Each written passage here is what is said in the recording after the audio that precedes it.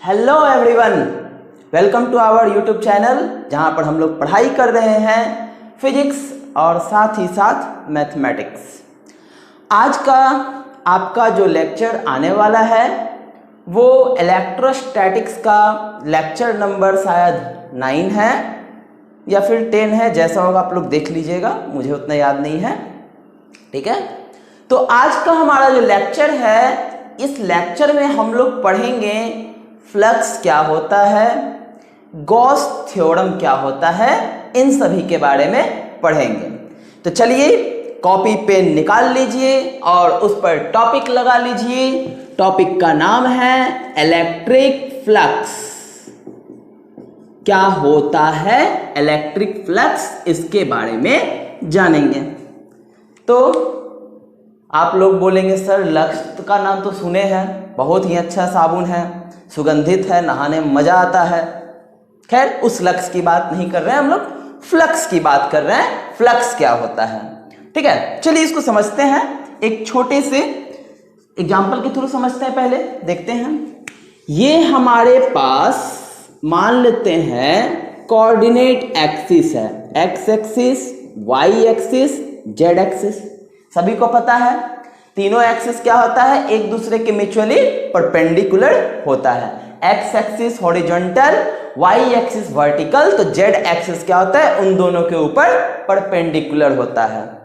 And physics में x axis को represent करने के लिए आई वेक्टर का यूज करते हैं, वाई एक्सिस को रिप्रेजेंट करने के लिए जे वेक्टर का यूज करते हैं और जेड एक्सिस के लिए के वेक्टर की यूज करते हैं। ये बातें तो आप लोग को पता है। मान लेते हैं कि हमारे पास कोई एक स्क्वायर है जिसका साइड है ए और ए। हमने आपसे पूछा कि इस स्क्वायर का एरिया क्या होगा, एरिया ऑफ अ स्क्वायर। अब तो आप दांत निकाल करके खुशी खुशी बोलेंगे ए का स्क्वायर होता है, साइड का स्क्वायर होता है, लेंथ इनटू ब्रेथ होता है, कुछ भी बोलिए, आंसर क्या आएगा, ए का स्क्वायर।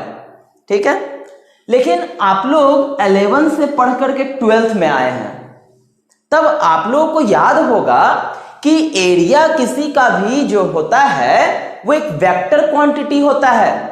वो क्या होता है, वेक्टर क्वांटिटी होता है। किसी का भी एरिया निकालें, स्क्वायर, ट्रायंगल, रेक्टेंगल, किसी का भी निकालें, एरिया कैसा क्वांटिटी है, वेक्टर क्वांटिटी। और एरिया कैसे निकलता है, बेस और हाइट के क्रॉस प्रोडक्ट से। तो अब आप पूछोगे डॉट प्रोडक्ट क्यों नहीं यूज किए सर, क्रॉस प्रोडक्ट क्यों यूज किए, समझाते हैं क्यों है ये एरिया वेक्टर क्वांटिटी।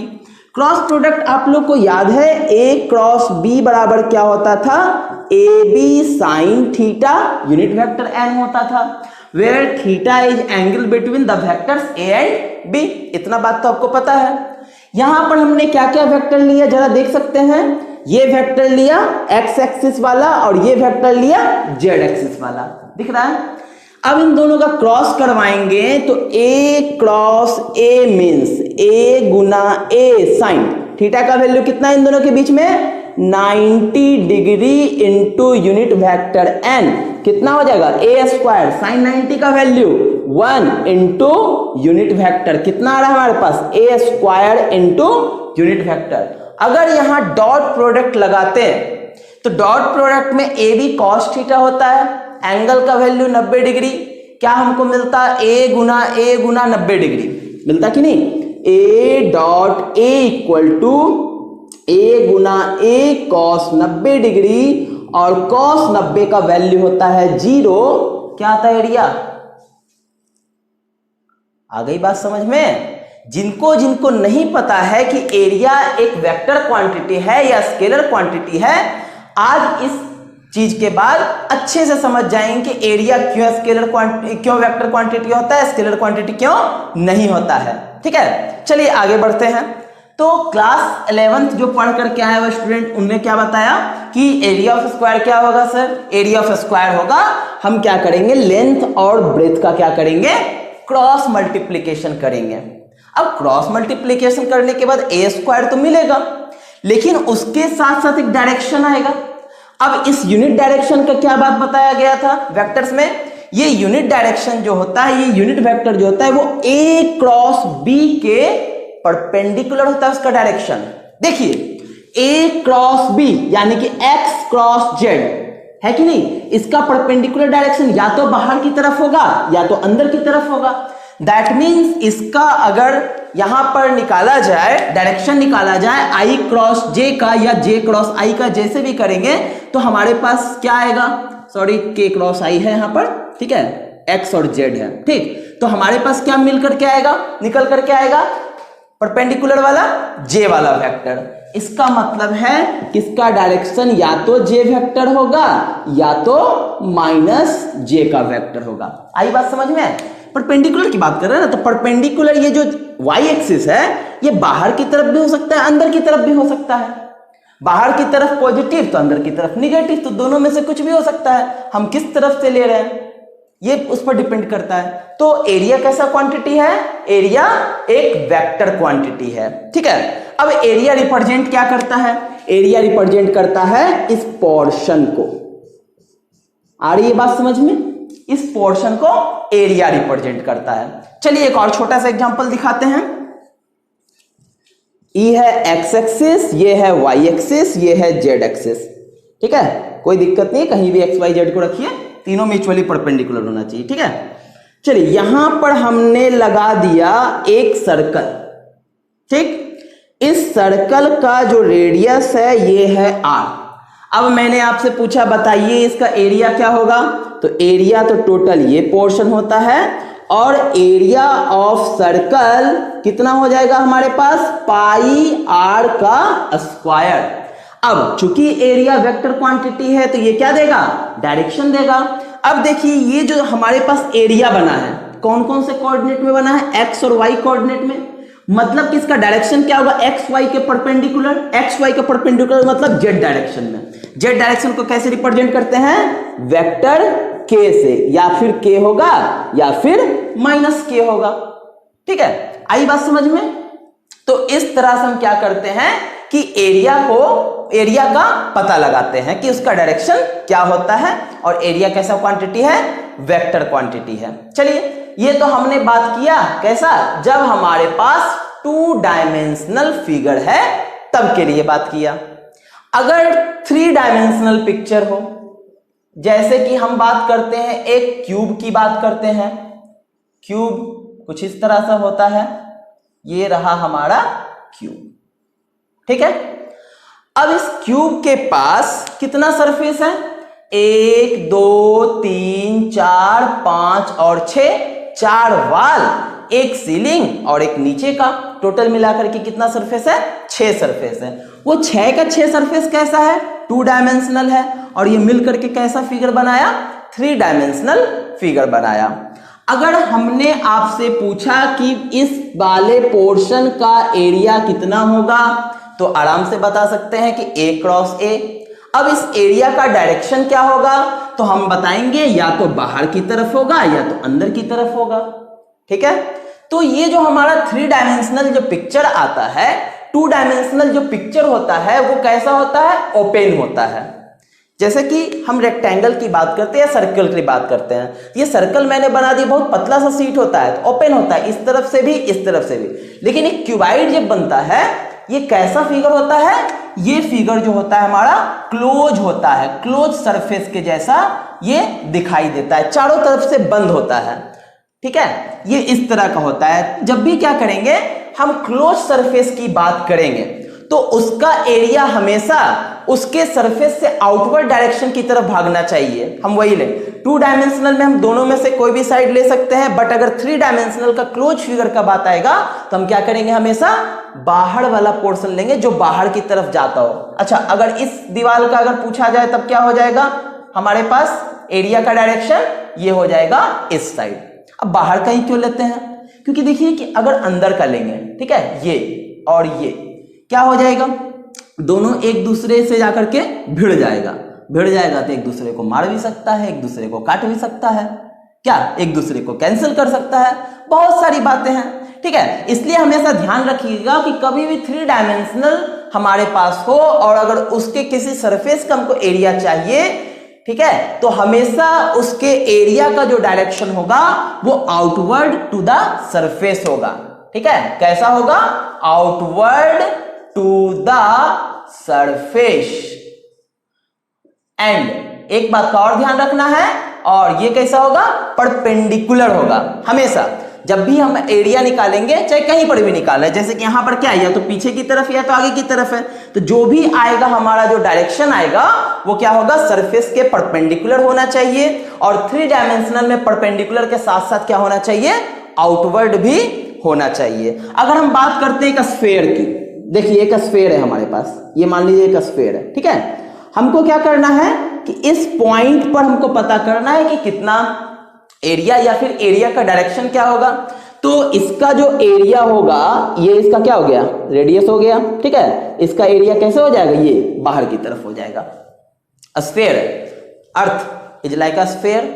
अब कहीं से भी हम देखेंगे तो हमेशा हमको क्या फील होगा कि हर चीज, कोई भी पेड़ को देख लीजिए आप, लगेगा कि इस पर एकदम 90 डिग्री पड़ी है हमेशा। ठीक है, तो स्फीयर के केस में आप कहीं से भी पॉइंट ले लें, ठीक है, ये हमेशा कैसा आपको लगेगा? हमेशा लगेगा ये परपेंडिकुलर है। तो यही एरिया को रिप्रेजेंट करता है। कहीं पर भी आप ले लें, ये भी एरिया को रिप्रेजेंट करता है। जिस पॉइंट पर लेंगे उसका परपेंडिकुलर, वो उसका क्या रिप्रेजेंट करेगा? एरिया को रिप्रेजेंट करेगा। इसमें कौन रिप्रेजेंट कर रहा है? ये कर रहा है, ये कर रहा है। अगर मान लीजिए ऊपर वाला सरफेस ले लिए तो ये किधर रिप्रेजेंट करेगा? इधर रिप्रेजेंट करेगा।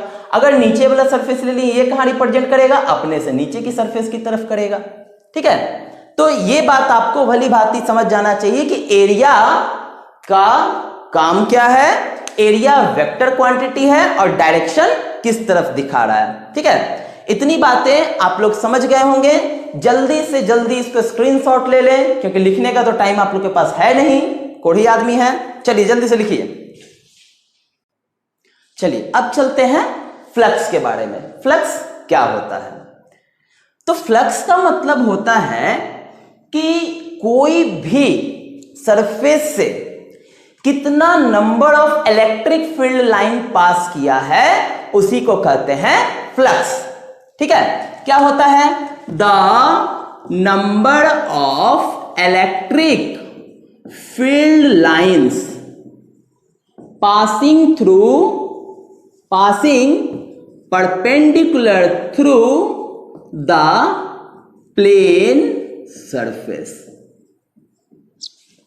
ठीक है, तो क्या हुआ कि हमारे पास कोई भी सरफेस है, मान लिया जाए हम एक सरफेस लेकर के चलते हैं। चलिए, ये हमारे पास एक सरफेस है।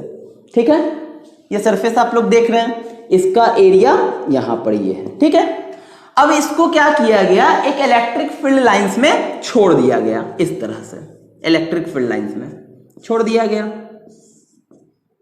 ठीक है, अब बताइए कि इस सरफेस से होकर के कितना इलेक्ट्रिक फील्ड लाइंस निकला है? 1, 2, 3 और 4। बाकी ऊपर और नीचे का उसके सरफेस से होकर के नहीं निकला है। तो कितना निकला है? 4 निकला है। तो इसका फ्लक्स कितना हो जाएगा? इसका फ्लक्स हो जाएगा 4। और फ्लक्स को रिप्रेजेंट करते हैं कितने, क्या चीज से? फाई से रिप्रेजेंट करते हैं। ये जो फाई दिख रहा है ना, इसी फाई से रिप्रेजेंट करते हैं इलेक्ट्रिक फ्लक्स को। कहीं कहीं किताब में देखने को मिलेगा फाई के नीचे ई लिखा हुआ, इसका मतलब है इलेक्ट्रिक फ्लक्स। ठीक है, या फिर सिंपली फाई भी लिख सकते हैं इसको रिप्रेजेंट करने के लिए।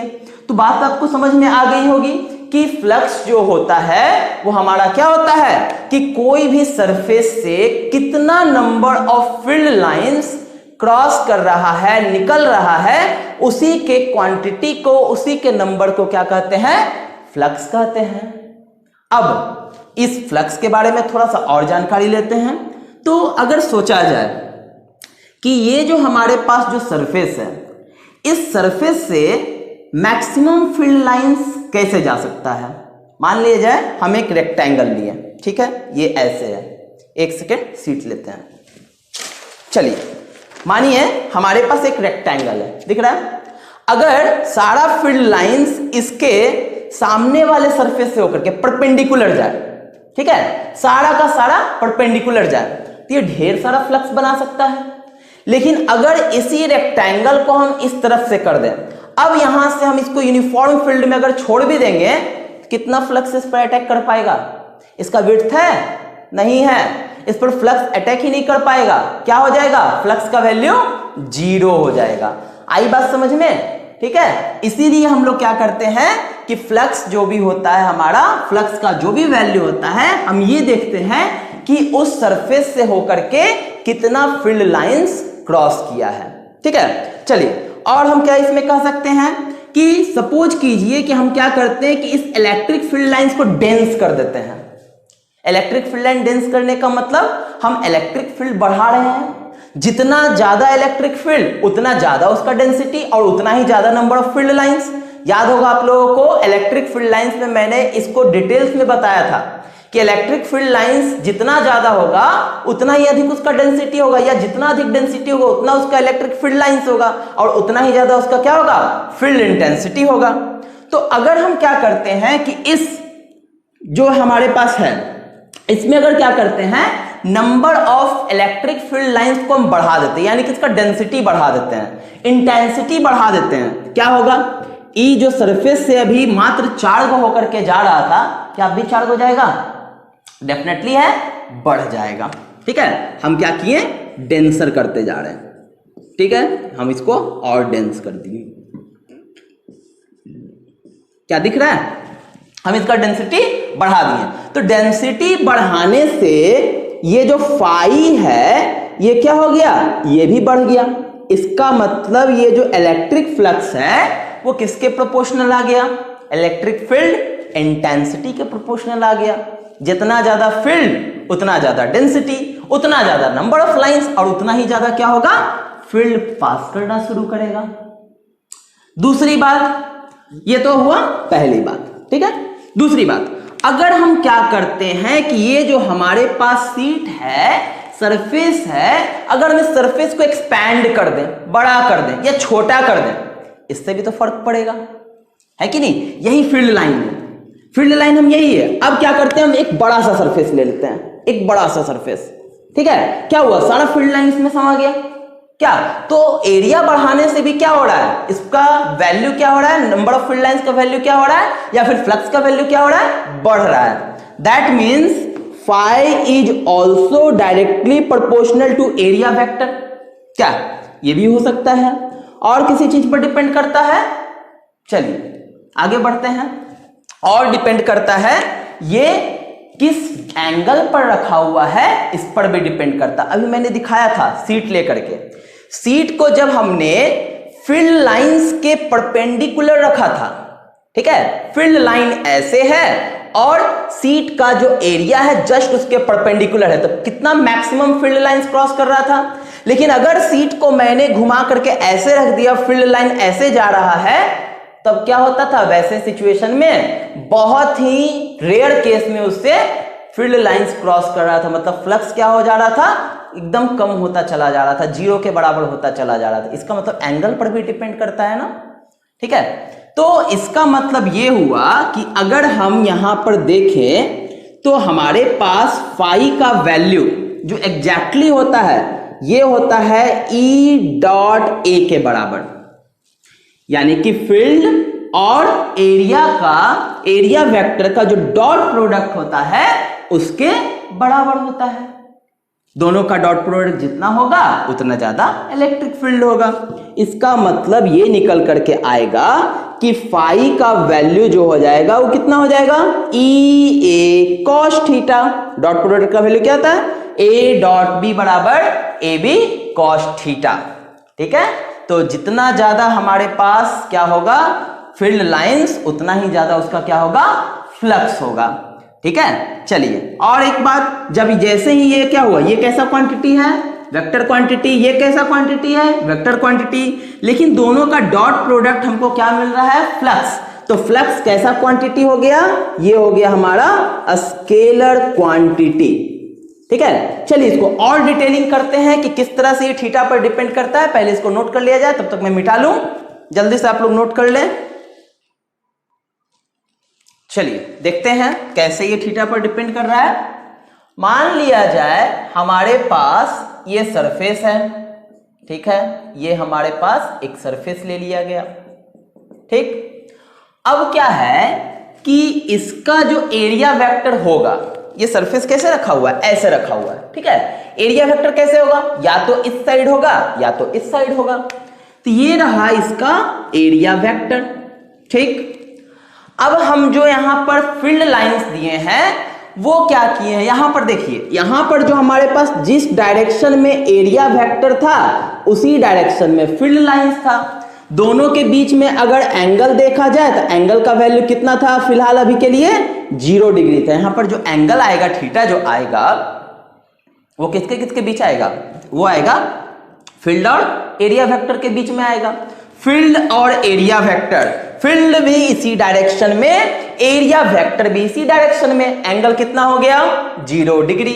एंगल 0 डिग्री हो गया, बैठाइए जरा यहां पर cos 0 का वैल्यू कितना होता है 1 होता है। आ रही बात समझ में। चलिए दूसरे तरीके से समझते हैं। मान लिया जाए कि हम इसमें क्या किए, जो फील्ड है इलेक्ट्रिक फील्ड है, अब इसको हम ऐसे नहीं डाल करके इस तरह से डाल देते हैं। चलिए ये फील्ड आया, ठीक है। चलिए अब बताइए कि इसके बीच मान लेते हैं एंगल कितना बना, थीटा बना। अब फील्ड जैसे ही एंगल बनाते हुए जाएगा तो हमको क्या करना पड़ेगा, उसका कंपोनेंट बनाना पड़ेगा। तो एक कंपोनेंट आ जाएगा इधर कितना, ई साइन थीटा, एक कंपोनेंट आ जाएगा इधर ई कॉस थीटा। अब आप ही बताइए कि इस सरफेस पर जो फ्लक्स बनेगा ये साइन थीटा की वजह से बनेगा या कॉस थीटा की वजह से बनेगा। सोचिए, क्या फ्लक्स का मैंने डिफिनेशन बताया है कि the number of field lines passing perpendicular through the plane surface. ये हमारा प्लेन सरफेस ऐसे रखा हुआ है, ये प्लेन सरफेस, ये इसका एरिया वेक्टर है। फील्ड ऐसे लगाए हैं, ठीक है। एक जा रहा है इस तरह से उसका कंपोनेंट वाई एक्सिस वाला, और एक जा रहा है ये वाला ई कॉस थीटा वाला कंपोनेंट। तो बताइए कि परपेंडिकुलर वाला कौन है, ई कॉस या ई साइन? ई कॉस है ना। तो हम क्या लेंगे, हम लेंगे एरिया के साथ साथ किसको लेंगे, प्रोडक्ट में एरिया के साथ साथ कॉस थीटा वाले को लेंगे। यानी कि हमारे पास कितना हो गया फ्लक्स का value, E cos theta into A, यानी कि ई ए कॉस थीटा, यानी कि ई डॉट ए का कैसा डॉट प्रोडक्ट हुआ। आ गई बात समझ में, ठीक है। तो इसका मतलब है हमारे पास जो फ्लक्स होता है वो 3 चीज पर डिपेंड करता है, इलेक्ट्रिक फील्ड पर, एरिया पर, और इन दोनों के बीच क्या एंगल है उस पर भी डिपेंड करता है। अगर पैरेलल है तो बहुत ज्यादा फील्ड लाइंस पास होगा, परपेंडिकुलर है तो कुछ भी फील्ड लाइंस पास नहीं होगा, ठीक है। तो फ्लक्स कैसा क्वांटिटी हो गया, स्केलर क्वांटिटी हो गया। ध्यान रखना है, ऐसा नहीं कि फ्लक्स निकाल करके साइन बता देना है कि किस डायरेक्शन में जा रहा है, गलत हो जाएगा। ये एक स्केलर क्वांटिटी है बिकॉज डॉट प्रोडक्ट है, ठीक है। तो इतनी बात आप लोगों को अच्छे से भेजे में घुस गई है। चलिए मान लिया जाए घुस गई है, ठीक है। नहीं भी घुसी है तो दोबारा देख करके इस चीज को अच्छे से घुसा ले, क्योंकि बिना फ्लक्स के आप लोग गॉस थ्योरम नहीं पढ़ पाएंगे। और गॉस थ्योरम इस पूरे चैप्टर का सबसे इंपॉर्टेंट टॉपिक है, उससे क्वेश्चंस आते ही आते हैं, ठीक है। हमको पता है गॉस का नाम लेकर के तो आपका माथा घूम गया होगा, सर फ्लक्स तो बढ़िया से घुस नहीं रहा है, गॉस की बात कर रहे हैं, गॉस के नाम से तो गुस्सा आने लगता है। चलिए कोई बात नहीं, कंट्रोल, गुस्से पर कंट्रोल कीजिए, आगे बढ़ते हैं, ठीक है। चलिए कुछ एक छोटा सा क्वेश्चन देखते हैं कि कैसे फाइंड आउट करते हैं फ्लक्स को। ये तो मैंने छोटा सा एग्जांपल बताया, चलिए कुछ एक छोटा सा क्वेश्चन है। जैसे कि मान लिया जाए कि हमारे पास एक सर्कल है, ठीक है, ये सर्कल है, ये ठीक है, ऐसे रखा हुआ है, ऐसे, ये इसका रेडियस है और ये इसका एरिया वेक्टर है, ठीक है, ये इसका एरिया वेक्टर है, ठीक। फील्ड लाइन क्या हुआ, फील्ड लाइन ऐसे पास करा दिया गया, ये है फील्ड लाइन का, ठीक है, डायरेक्शन, और ये क्या कर रहा है, एंगल बना रहा है 30 डिग्री का, ठीक है। ये रेडियस आर है, चलिए ये रेडियस आर है, ठीक है, सर्कल का 30 डिग्री का एंगल बना रहे हैं। अब मैंने आपसे पूछा find the flux through this surface, इस सरफेस से होकर के कितना फ्लक्स पास करेगा ये आपको बताना है। झटपट आप लोग बना करके दिखाइए, मैं वेट करता हूं। चलिए, बन गया? बन गया? अगर बन गया तो अच्छी बात है, नहीं बना तो देखिए हमारे साथ कि किस तरह से ये बनता है। लेकिन कोई चीटिंग नहीं, जिनका बन गया होगा आप लोग देख लेंगे, ठीक है, मिला लेंगे और उसके हिसाब से फिर आगे काम करेंगे। चीटिंग नहीं कीजिए, चीटिंग खुद से आप करेंगे, मेरे से नहीं, ठीक है। चलिए, क्या फॉर्मूला हमने बताया? सर आपने बताया ई ए कॉस थीटा, ठीक है। ई एरिया क्या होता है इस सरफेस का, सरफेस कैसा बताया आपने सर? सर्कुलर सरफेस है ये, तो सर्कल का एरिया होता है पाई आर स्क्वायर, चलिए ठीक है, into cos theta, are capital R वाला आर है पाई आर स्क्वायर। सर जी भी गलती करते हैं, कोई बात नहीं, हो जाता है। चलिए, थीटा का वैल्यू आ गया 30 डिग्री, तो हमारे पास हो गया E into pi r square root 3/2। किसका किसका ये आंसर आया? किसका किसका? खुश हो जाइए, ये आंसर क्योंकि गलत है। वाह वाह वाह, अब क्या हो गया सर? गलती कहां हो गया? आपने तो जो दिया था मैंने वही वैल्यू पुट किया, फॉर्मूला भी आप ही का लगाया मैंने, गलत कैसे हो गया? तो ध्यान देने वाली बात, मैंने क्या कहा था?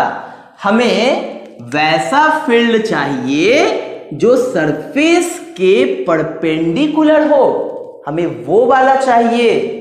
हमने क्या लिया?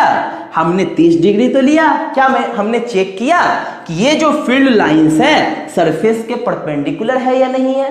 ये तो सरफेस से ऐसे भागा है कि नहीं? तो अगर हम इसका कंपोनेंट तोड़ेंगे तो इस साइड क्या आएगा? ई कॉस 30 डिग्री, इधर कितना आएगा? ई साइन 30 डिग्री आएगा। हमको लेना कौन सा था? हमको ये लेना था, ये इसके परपेंडिकुलर है। नहीं आई बात समझ में? हमने क्या बताया? फ्लक्स हमको जब भी चाहिए तो फील्ड लाइंस क्या होना चाहिए? उसके सरफेस प्लेन के परपेंडिकुलर। ये रहा सर्कल, ये रहा, ठीक है, ये सर्कल रहा। फ्लक्स कौन सा वाला चलेगा? जब फील्ड लाइंस इसके परपेंडिकुलर आएगा। तो इसके परपेंडिकुलर फील्ड लाइंस का वैल्यू कितना? ई साइन 30 डिग्री। फॉर्मूला गलत है? नहीं, फॉर्मूला बिल्कुल सही है, मैं फॉर्मूला से भी बना के दिखाऊंगा। पहले कंसेप्ट समझिए, आप लोग तुरंत फॉर्मूले पर नहीं चली जाइए। मैं बार बार कहता हूं, फॉर्मूला तो रेलिवेंस के लिए है, आसानी के लिए है। फॉर्मूला का मतलब ये नहीं कि हमेशा फॉर्मूला यूज करें, कंसेप्ट भी कोई चीज होती है। तो हमारे पास फील्ड कितना? ई साइन 30 डिग्री, एरिया कितना?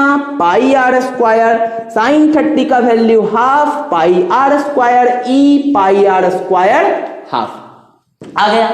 अब मैं फॉर्मूला दिखाता हूं लगा करके। फॉर्मूला में देखिए, ये जो थीटा है ये फील्ड और एरिया के बीच का है, ठीक है। चलिए, फील्ड हमारे पास कहां? यहां दे रखा है क्वेश्चन में, ठीक है। एरिया कहां? यहां दे रखा है। एंगल कहां होगा? इसके बीच वाला हमको ये एंगल लेना है। आपने क्या लिया? 30 डिग्री। यहां पर तो एरिया वेक्टर है ही नहीं, कहां से आएगा आंसर? आई बात क्लियर हुआ? बात क्लियर यहां पर से ऐसे कीजिए, ये जो थीटा है ई और ए के बीच का है, एरिया वेक्टर और फील्ड के बीच का एंगल है। तो इसके बीच तो 60 डिग्री बन रहा है, ये 30 डिग्री, ये परपेंडिकुलर थी, कितना बचेगा? 60 डिग्री। अब लगाइए फॉर्मूला, ई ए की जगह pi r square cos 60 degree, E pi r square cos 60 का वैल्यू हाफ। क्या गलत है फॉर्मूला? नहीं है ना? अब आई होप आप लोग झकझक क्लियर हो गया होगा एकदम बड़े अच्छे से एकदम, ठीक है, क्योंकि अब तो मैंने एरियल लगा करके साफ करके मैंने आपको बताया है, ठीक है। और उससे ज्यादा सफाई हमें नहीं लगता है कोई देगा, अगर देता है तो आप बता सकते हैं मुझे कमेंट में, ठीक है। चलिए, समझ गए होंगे कि कैसे हम लोग फ्लक्स निकालते हैं, कैसे एरिया वेक्टर का यूज करते हैं, ठीक है। इसको जल्दी से नोट कर लिया जाए। चलिए, तो हम लोगों ने आज सीखा फ्लक्स क्या होता है, कैसे हम एरिया वेक्टर निकालते हैं और किस तरह से हम लोग फ्लक्स का वैल्यू इवैल्यूएट करते हैं, फ्लक्स कैसा क्वांटिटी है। काफी अच्छी अच्छी चीजें हम लोगों ने सीखी। फ्लक्स का अब थोड़ा सा इंट्रोडक्शन हमारे पास बचा हुआ है, ये ध्यान देना है। जैसे कि हमने क्या देखा कि फ्लक्स बराबर क्या होता है, E इंटू ए, इलेक्ट्रिक फील्ड इंटू एरिया। अब पूछा जाए कि भाई साहब इसका यूनिट क्या होता है, ये तो पता चल गया सर कि ये स्केलर क्वांटिटी है। बहुत बढ़िया, सभी को धन्यवाद स्केलर क्वांटिटी बताने के लिए। इसका जरा बता दिया जाए कि इसका एसआई यूनिट क्या होता है, क्योंकि एसआई यूनिट अगर पता होगा तो इसका निकालने में ये भी आसानी होगा कि डायमेंशन क्या होता है, क्योंकि यूनिट अगर पता है तो डायमेंशन निकालना कोई कठिन काम नहीं है। चलिए शुरू करते हैं। तो एफ ई इक्वल टू कितना होता था, एफ इक्वल टू क्या होता था, क्यू इंटू ई, यानी कि ई बराबर क्या होता था, एफ अपॉन क्यू होता था। ये हो गया force per unit coulomb, Newton per unit coulomb. Force का ऐसा यूनिट न्यूटन और ये चार्ज का कितना हो गया, कूलम्ब हो गया। चलिए ठीक है, हम यहां पर क्या करते हैं, ई का वैल्यू रख दिए न्यूटन पर कूलम्ब। बगल में क्या है, एरिया। एरिया की यूनिट क्या होता है, मीटर स्क्वायर, यानी कि इसका यूनिट हो गया न्यूटन मीटर स्क्वायर पर coulomb. S I unit of flux, याद रहिएगा, न्यूटन मीटर स्क्वायर पर कूलम्ब। और कहीं कहीं इसी चीज को बोला जाता है वेबर, फ्लक्स का ऐसा यूनिट। ठीक है, वेबर भी यूज किया जाता है इसी के बदले, या तो न्यूटन मीटर स्क्वायर पर कूलम्ब, या तो इसको हम लोग कहते हैं वेबर कहते हैं। ठीक है, WEBER। ठीक है, चलिए इतना बात हो गया। अब हमारे पास ऐसा यूनिट निकल गया है तो डायमेंशन निकाल सकते हैं। क्या डायमेंशन निकाल सकते हैं, चलिए निकाल करके दिखाइए। न्यूटन का डायमेंशन, न्यूटन किसका है, फोर्स का। फोर्स का डायमेंशन क्या होता है, MLT इनवर्स 2, फोर्स का हो गया। मीटर स्क्वायर यानी कि लेंथ का स्क्वायर। ठीक है, नीचे बचा कूलम्ब। कूलम्ब किसका यूनिट है, कूलम्ब है चार्ज का यूनिट। Q बराबर होता है N इंटू E होता है। या फिर एक और चीज जानते हैं कि Q बराबर क्या होता है, I into t. Q equal to I into t या I equal to Q by t. ठीक है, चलिए तो हम यहां से पता कर सकते हैं कि कितना चार्ज होता है, चार्ज का क्या यूनिट होता है। तो ये हो गया एम्पियर और ये हो गया सेकेंड। ठीक है, और आगे चलते हैं। ठीक, तो हमारे पास क्या हो जाएगा, एम्पियर के लिए डायमेंशन A और सेकेंड के लिए डायमेंशन क्या होता है, T होता है। ठीक है, तो ये वाला डायमेंशन को हम लोग कूलम्ब की जगह लगाते हैं, तो ये हो गया A और ये हो गया T। तो हमारे पास डायमेंशन क्या हो गया, ML का क्यूब T पे पावर -3 और ये हो जाएगा A का इनवर्स, A4 एम्पियर है यहां पर। ठीक है, तो ये हमारा हो गया ये डायमेंशन किसका, फ्लक्स का। चलिए ठीक है, तो फ्लक्स के बारे में आज इतना ही। अगला क्लास आप लोगों के लिए गॉस लॉ के लिए होगा और जो कि काफी इंपॉर्टेंट क्लास है। तो उस क्लास के लिए आप सबसे पहले ये फ्लक्स को कंप्लीटली अच्छे से दिमाग में डाल लें, और जल्द ही आपका गॉस लॉ का क्लास आएगा, फिर गॉस लॉ पे एप्लीकेशंस और फिर अच्छे कुछ प्रॉब्लम्स मैं करवाऊंगा। ठीक है, याद रखेंगे कि फ्लक्स को एकदम अच्छे से ध्यान रखना है। ठीक है, एक सिलेंडर का भी केस आएगा आगे चल करके। ठीक, जैसे कि ये हमारे पास एक सिलेंडर है, अगर मान लीजिए ये कैसा सरफेस होता है, क्लोज सरफेस होता है। यहां पर इसका एरिया वेक्टर ऐसे होगा, यहां के लिए एरिया वेक्टर कैसे होगा, ऐसे होगा आउटवर्ड द सरफेस, यहां के लिए ऐसे होगा और यहां के लिए ऐसे होगा। ठीक है, चलिए तो बेसिकली मैंने बहुत सारी चीजों को तो आज डिस्कस कर दिया है। ठीक है, तो ध्यान रखेंगे और पढ़ाई करते रहेंगे। और एक बात, इस वीडियो को ज्यादा से ज्यादा लाइक करें, सब्सक्राइब करें। ठीक है, चलिए पढ़ाई करते रहें।